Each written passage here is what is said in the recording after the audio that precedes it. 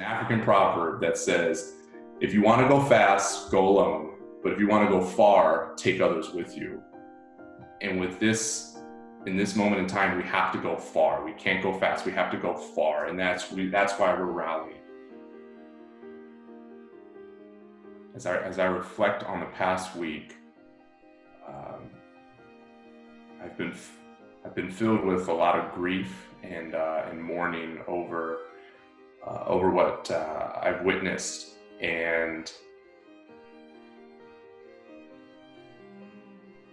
it's moments like this where, when what you're watching on video, you're first shocked at what you're witnessing, and that shock quickly turns to a level of sadness, and sadness ultimately comes out as anger or rage. And no matter how many statements or how many talks or how many conversations you have, I don't think there is adequate language to describe it, because there's an individual by the name of Wayne Chaney who's from my hometown of Long Beach, California, where there were peaceful protests, but also looting and rioting and all sorts of mayhem. And he said something that was very profound for me as I was reading it. And he said, proximity or presence moves us from apathy to empathy.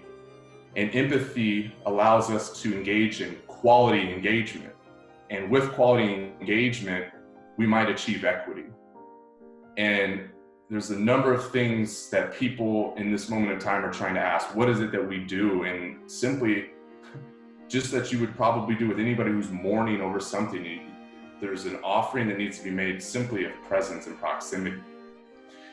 And it doesn't necessarily need to be physical, but it needs to be attention-based. Like, what are we giving our attention to in this moment in time? Because if you are attentive to what's going on in the world, you are forced to move. You're forced to pivot from that moment of apathy into empathy. And when you have empathy for anybody, there's a whole world and a whole level of newness that can come from that simply by engaging.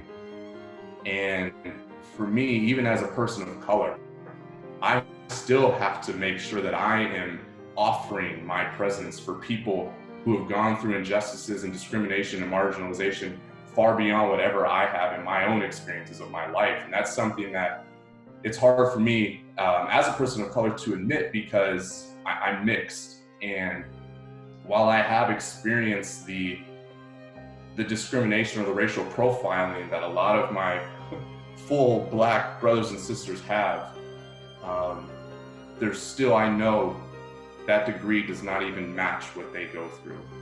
And I have to check my own implicit bias, even against people of color. And that is something that is, for me, it takes vulnerability to say, because it's so shocking for some people to hear that. So